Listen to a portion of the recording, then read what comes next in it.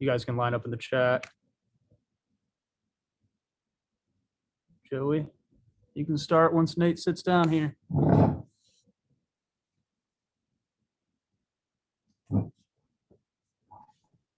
Hey Nate, Joey Wagner with Illini Inquirer here. Welcome back to Champaign, I guess. What was the draw to get you back here? Thanks, Joey. Appreciate you guys for having me. The draw for me, obviously, this is home. Grew up in the Chicagoland area. Went to school here, played ball, Northern Illinois, and been in the state all my life. So the draw was, growing up, I wanted to come here, obviously. Seeing Juice Williams and all those guys come here and make an impact, this was a place you wanted to be. So for me, getting a chance to come back home with the fam, that was kind of a valuable decision for me to make, and it was a pretty easy one. A little bit of a different title than you had your first time around on staff here. What are the responsibilities you're going to have here? How's this going to be different than the last time? Coach talked about, the way he wants to structure this recruiting department. Basically, there's a personnel wing, a kind of recruiting logistics, recruiting wing, and then you have the branding wing. So for me, pretty much going to be focusing more on the recruiting side of things, help building the relationships and just helping manage everything and making sure his vision comes to life. Thanks, Nate. Welcome back, man. Thank you. Hey, Nate, Jeremy, 24/7 Sports. Hope you're well, man. How does your experience with Pat help as you guys try to hit the ground running here? Yeah, me and Pat, man, it's like family. When I first came here the first time, we developed a relationship, and obviously, it's paid off over the years. And even when I left, we still kept in touch, talked about a few things, but I think we have a good working relationship. We understand each other. So to me, that's going to be the biggest thing, and us hitting the ground running, just bouncing ideas off one another, and then just rolling with it. And then what did you learn in your 2 years running an FBS recruiting department, like that maybe you didn't know when you were high school relations guy? Like what are the biggest things you took away? The biggest thing is I got a chance to be a leader of people. So I had a whole department that I was over. And for me, the biggest thing I found is that you don't manage people, you manage the processes, because people can manage themselves if they know what they're doing. So to me, that was the biggest thing that I learned. And then one more, you made an in-state push the first time you were here. And I know Brett's really made it a point to do the same thing. What did you learn from that first time go around, positively or negatively, that can help Illinois be more successful in state this time around? So what coach is doing now and having the guys call the high school coaches, I think that's probably the biggest thing, getting to know those guys, because those guys are the key in this process to getting the state players to stay home. I think reaching out to them, and then even hitting the guys that do the 7-on-7 tournaments, all those guys that play a key role in some of these guys' decisions. So we've been reaching out to those guys, pretty much building those relationships, I would say. Thanks, Nate. Yep. Hey, Nate, Jim Cotter, Orange Blue News, Rivals.com. I want to touch a little bit about what Jeremy was talking about with the state, being drawn out there with Bret doing what he's doing. Did that kind of lead you back to the position just to see what he's wanting to do with the state of Illinois to try to kind of take back the state? Yeah, absolutely. Obviously, I take pride in this state. I do think there are some good players here. And there are some other schools in our conference that think so too, obviously. So that did kind of draw me, when I first met him, kind of laid out his plan and what he wanted to do. And that kind of drew me back, because this is something I want to be a part of on the ground level. So. And I know that the other, coaches and on the staff have a different portion of the state to recruit from? Are you kind of like a liaison to all those guys that kind of just saying, from just another person just to kind of oversee things? Yeah. Yep. So, with the in-state guys, I'm going to be really involved in that process. Actually, before I just sat down, I was with one of the coaches, and we're going over some Chicago kids, just cross-checking lists and stuff like that. So, yes, I'll play a big part in the in-state recruiting with Pat. Thanks, Nate. Yep. Thank you. Hey, Nathan, Colin Likas from the News Gazette. Welcome back to Champaign. Kind of building off a question that was asked before, maybe something you addressed before, kind of buying into Bret Bielema's vision, trying to sell his vision, like you said. Can you maybe touch on any significant differences you noticed from maybe your time with Lovie Smith's team as far as recruiting vision to what you're seeing so far with Bret Bielema? Yeah, so every staff is, going to be different. Every head coach they have their different philosophies and all of that. But I will say with Coach B, it's been really genuine and real. Just the fact that when I came in, my office, me and Pat's office is like right next to his on that side of the building. So, it's an important, it's a priority for him to be able to recruit. So, that to me speaks a lot. And then, just being able to meet with him every day on recruiting stuff and things, the directions that he want to go in. I mean, to me, I think that's invaluable coming from the head coach, and, it's our job to get it executed. Since we've been talking about in-state recruiting, and maybe this is something more for the assistant coaches, but I'm curious about your thoughts on it as well. Just the fact that football has not happened, high school football has not happened in this state yet for this school year. How does that impact what you guys are doing as far as class of 2022 and maybe even 23?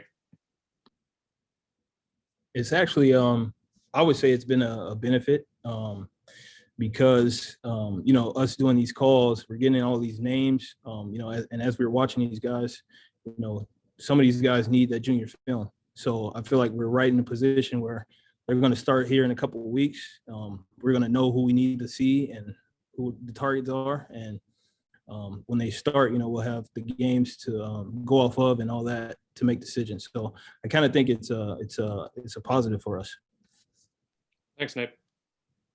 Thank you. Hey, Nate, the way Bret has talked about designing this department and breaking it up into different, kind of categories, whether it be scouring the transfer portal or high school kids. I mean, it seems very detailed, very, laid out all the way there. What was appealing to you once he pitched that in front of you? What did you like about what he sold there? Just his knowledge, obviously him being a head coach in the Big Ten and SEC, and then, doing some personnel stuff in the NFL, just his vision, like it made sense to me, right? You see where the college game is going, obviously with the portal and everything like that. So when he told me, his vision for it, it just clicked in my head and it made sense. Like this is where college football is going, so we have to adjust as a department. So I was all in. You talked about, growing up in the state and, the value that the university has to a lot of high school football players in the state. Why do you think that is? I mean, what is it about this opportunity that has kids really kind of longing to be a part of this? I think it is a flagship university. This is a school, the state school. Where I'm from, you come here, you get a degree from here. Your life has changed instantly. So I think the academic success and the prestige that this university has plays a lot of role in that decision to a lot of kids. So I know a lot of kids in my class that I went to high school with, they came down here, and if they couldn't get into school here, they went to Parkland and then transferred over. So this is, and it has always been the place that kids wanted to come for school. And then one more, if I could, did you have any prior relationship with any of the assistant coaches on the staff? Do you know any of these guys from before you got back here? Yeah. So Aaron Henry. So I knew of Aaron Henry. He was actually on the team. So in 2011, NIU played Wisconsin. He was actually the starting safety for that team. I do remember him. You know, he had the dreads and stuff like that. But so I knew of him, and he knew of me. We followed each other on social media. But it was the first time meeting him when I came here on the interview, and it was great. Felt like we knew each other forever. Coach Kane actually was a coach when I was a player at NIU. Great guy, man. Had a good influence on me as a player and then as a man. So got a chance to work with him after my playing career as a GA. So he was obviously that relationship's there. And then Corey Patterson, obviously he's like older brother to me. He's been real. He's had an impact on my career as well. Just watching him grow from a high school coach to where he is now. It's been amazing. Coach talks about the family with 2 L's. I mean, it's as real as it gets here as far as that. And then obviously me and Pat's relationship's been great.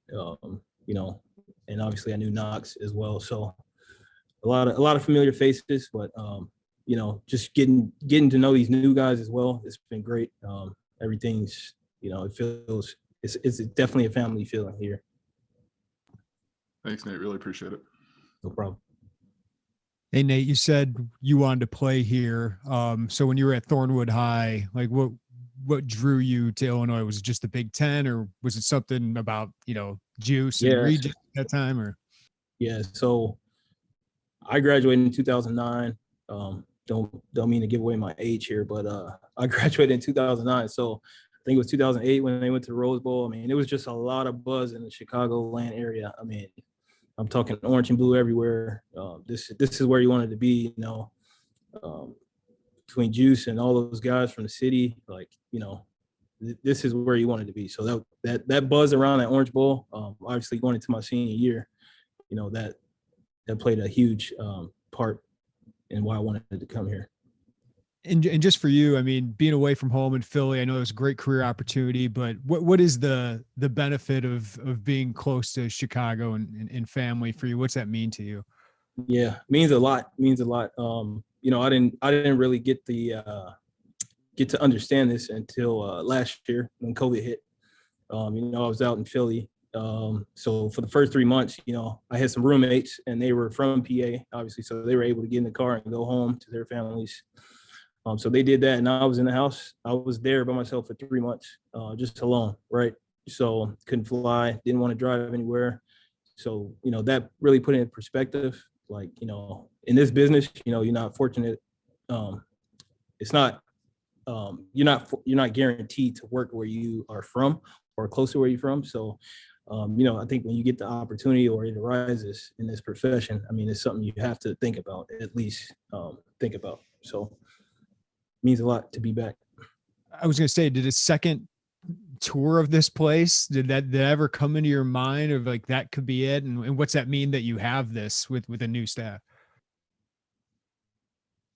So the second tour, I always, when I was the first time, like it was always if this ever, if an opportunity presents itself to come back, I would definitely always hear it out.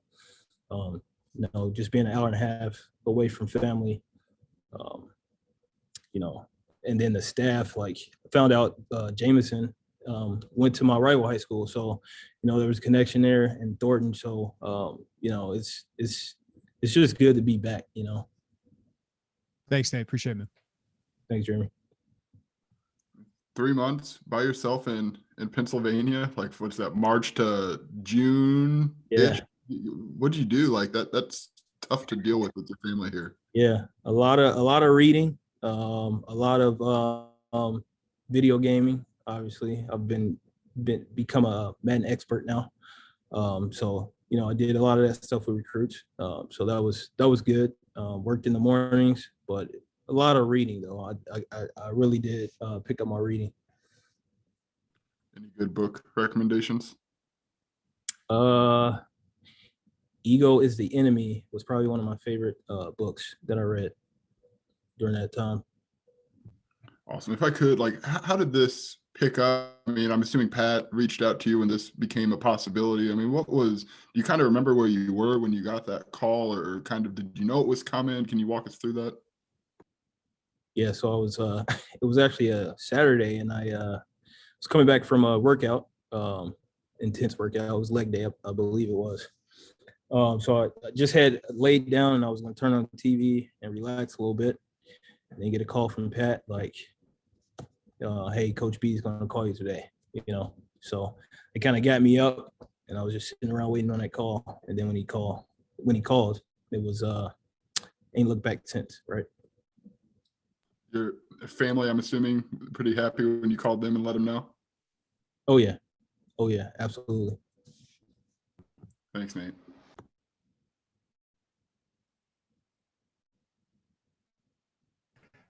I think we're good, Nate. Thanks, man. Good. Appreciate you guys. Thanks, Thank you, Nate. guys.